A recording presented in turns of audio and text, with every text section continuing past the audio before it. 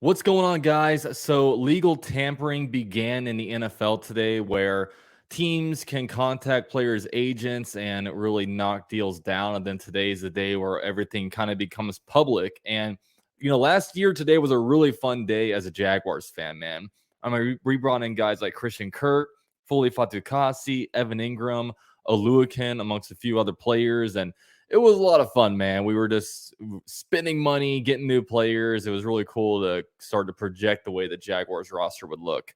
But today, it's not about what the Jaguars did. It's about what the Jaguars didn't do. There were no signings yet. And look, that was to be expected. A lot of us knew that, look, we don't have a lot of money. We were making a lot of like cuts and restructures to kind of open up, money so we can kind of afford to keep our own players. I know we allocated some money already to Evan Ingram, and we also have, Calvin really in the fold too, which is another, both those players alone, I think, is about $30 million straight to the cap on their 1 year deals. So, we're locked down a little bit when it comes to money, but, we can go on and discuss some things that happened today. The first big thing that broke was that right tackle Jawan Taylor is officially gone. He moved on to the Kansas City Chiefs. He signs a 4 year, $80 million deal over there, $60 million guaranteed. Look, the Jaguars wanted to keep him, but we just couldn't get it done just because look, we can't really allocate funds there. I mean, we have a really good tackle with Walker Little, who needs to be a starter somewhere. I mean, we all knew in 2023 Walker Little needs to be a starter somewhere on this offensive line. And unfortunately, with 1 second, my light turned on. With the draft capital they invested in Walker Little, and also we have Cam Robinson over at left tackle. He's making some money. You have right guard Brandon Sheriff, who's on a pretty big deal. You can only allocate so much money on the offensive line. You can't pay everybody. And a lot of free agency is about timing. Like, look, last year we gave Cam Robinson a big deal. We drafted Walker Little a couple years ago, and that kind of pushes Jawan Taylor out a little bit. And that's free agency, man. Free agency, a lot of it's about timing. I would have loved to keep Jawan Taylor just because he's a Florida boy and he seems like a great locker room guy. He doesn't really get hurt. And look, he didn't have a great Jaguars career, really. He had a good rookie year, not good his second and third year, played really, really well, his contract year, and that got him this huge $80 million payday. I mean, really, really good on him. So when you look at this, man, what's the plan now? What's the plan on the offensive line? Well, you clearly have two starting level tackles. You have Cam Robinson and you have Walker Little. Now, I know there's some speculation. Who's going to play left tackle? Who's going to play right tackle? I mean, when I look at it, you would think Cam Robinson's going to play left tackle because, look, Cam Robinson's going into his 7th year in the NFL. At Alabama, the only position he played was left tackle. Going back to high school, I'm sure it was the same thing. There's a very good chance that Cam Robinson has really never taken a real snap at right tackle. While you have Walker Little, who played both the positions in college, for the Jaguars, he has a ton of reps at, right tackle and left tackle. He's played games for the Jaguars at right tackle. Last year, I think he actually played a little bit in the, Dallas game because Jawan Taylor got hurt for a little bit. He has some time at both the spots, and he was in that competition last year with Jawan Taylor at right tackle, and Jawan Taylor ultimately won. So now it's really time for Walker Little to step up. Look, it's his job now, and when you look at this whole thing now, this is a tackle is a big need in the draft now. Now, I'm not saying the Jaguars need to go out there on, day one of the NFL draft and get a guy at pick number 25. And, even day two, I mean, it's not, if one doesn't fall there, it doesn't need to be. But, swing tackle is a very, very important position because, look, at any point last year, Cam Robinson got hurt and we didn't see that much of a drop off because we had, a guy in Walker Little who was able to step in there, a highly drafted guy in the second round. He was able to fill that pretty well. Ideally next year, if the shoe fits, we can get a tackle, day two of the draft. And, if Walker Little or Cam Robinson go down, he can slide in there. Or maybe the guy is good enough to where, look, Cam Robinson starts next year, and then maybe he can eventually replace, Cam Robinson as Walker Little goes into the final year of his rookie deal. So it's kind of how NFL rosters work, man. You churn, you try to get the cheap guys. Whatever you aren't able to draft well, you supplement in free agency, and you keep your best players. Like I know, there's no way Tyson Campbell is going to get out of here because he's a great cornerback. You want to pay that guy, but with the right tackle with Jawan Taylor, it's almost expendable at some point. So the good thing about this Jawan Taylor thing, though, is that look, the Jaguars haven't had a compensatory pick in 3 years. It's been not 3 years. I mean, 13 years. That's crazy. It's the longest active streak in the NFL. It's projected that with Jawan Taylor getting this contract, the Jaguars will probably net a 3rd-round pick in 2024.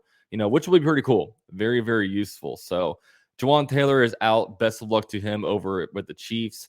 I feel happy for him that he's going there. I was a little bit worried he was going to go to Chicago and just experience more losing, but I'm happy he gets to go to a good organization. Will have success.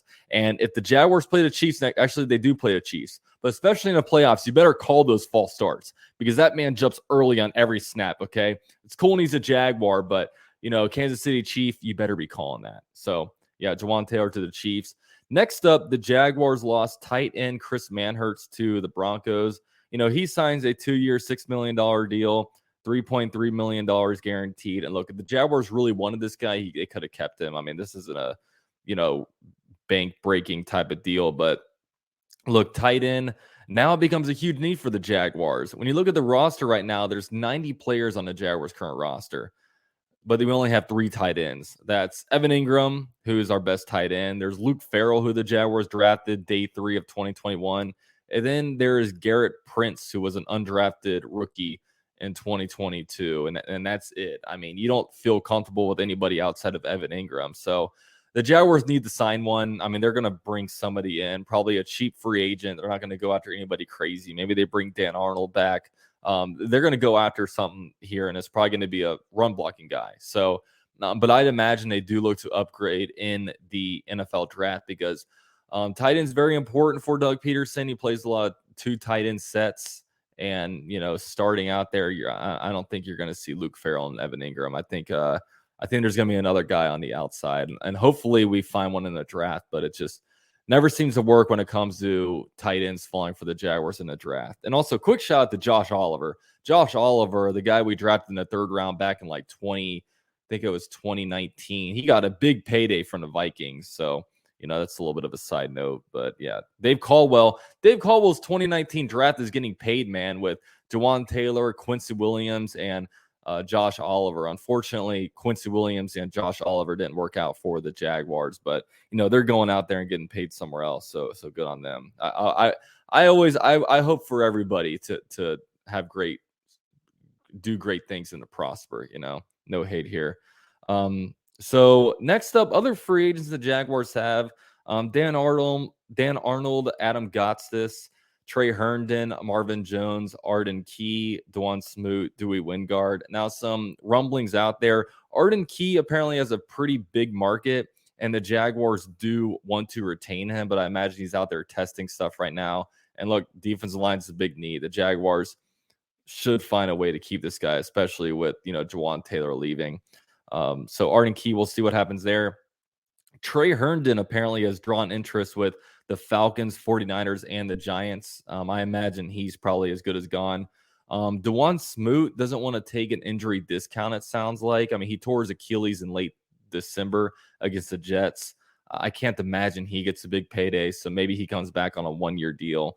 But what are you getting with a defensive lineman coming off an Achilles tear? I mean, it's unfortunate for Dwan Smoot, but I don't see a lot of teams running to get this guy's services when through all of training camp or probably the beginning of the season, he's going to be in your rehab room. So we'll see on that.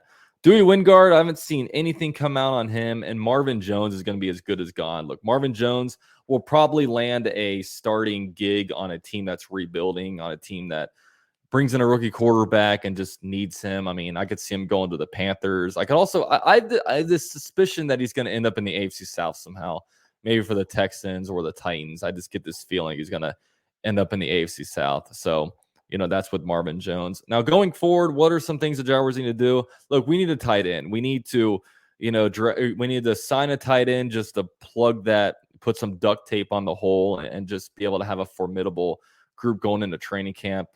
Tight end's a guy. We don't need to break the bank on it. I would love to draft one in the first, maybe in the first 2 days if it falls right for us, but need to find a cheap tight end. We also need a cornerback, and I wouldn't mind spending a little bit of money at cornerback because right now we really need a starting nickel, and you don't want to be in a situation going into the draft where you're drafting for need because look, like it's looking like the Jaguars could very well draft the cornerback at number 25, but what if we're picking at number 25 and all of a sudden like 6 cornerbacks in a row go off the board right before us? I mean, is that likely? Probably not, but stuff like that happens. There's runs that go on, guys, and you would hate for the Jaguars to get caught with their pants down, and then all of a sudden, they're not able to. All of a sudden, we're missing a starting nickel. We don't want that to happen. So go out there, spend a little bit of money on a nickel, maybe sign them to a 2-3 year deal. That would be something nice to do. Maybe a veteran. I mean, sign a 30-year-old guy that'll be out there with some experience, kind of like a Troy Hill or something out there for LA. We'll see. Need defensive linemen. Arden Key is one guy to look at. The Jaguars want to break the bank and really want to swing for the fences. Maybe they go after a guy like Frank Clark, who's out there and available. The Jaguars, we need to start getting pressure on a pass rusher. We're going to lean heavily on Trayvon Walker developing and becoming a pass rusher, but we need a little bit more than that. If you don't bring back Arden Key, you really need to figure out something to do. Frank Clark is a guy that keep our eyes on. I would still call the Rams to ask about Aaron Donald to see what they want for him. I'll trade the 25 overall pick for that dude tomorrow. That's the guy I'd be interested in bringing in. One guy that we could sign on the cheap deal, Calais Campbell, just got released by the Ravens. He has like 1 year left, or he probably has one good year left of football. Definitely, maybe bring him in. We're now a team that players can come here. They want to win a Super Bowl. We're kind of in that mode. So, and look, since Calais Campbell left the Jaguars, he wanted to go ring chasing. The Jaguars have won as many playoff games as the Ravens in that span. So we'll see what that one. Jaguars also need offensive line depth. So we'll see, where that comes in. So, overall, what I'm going to do is at the end of every day, do a recap of what's been going on. I doubt I'm going to make individual videos if we signed this random offensive lineman from the Bills. I'm not just going to pop up with a video on that. But every day I'll recap everything that goes on, give my thoughts, give my takes on everything, and we'll roll from there. So let me know what you guys think about today. Obviously boring, but I think a lot of us kind of expected it. I don't think we're all sitting here, why aren't we signing everybody? It's just not how it is. So we'll see what happens. Let me know your thoughts. Go Jags.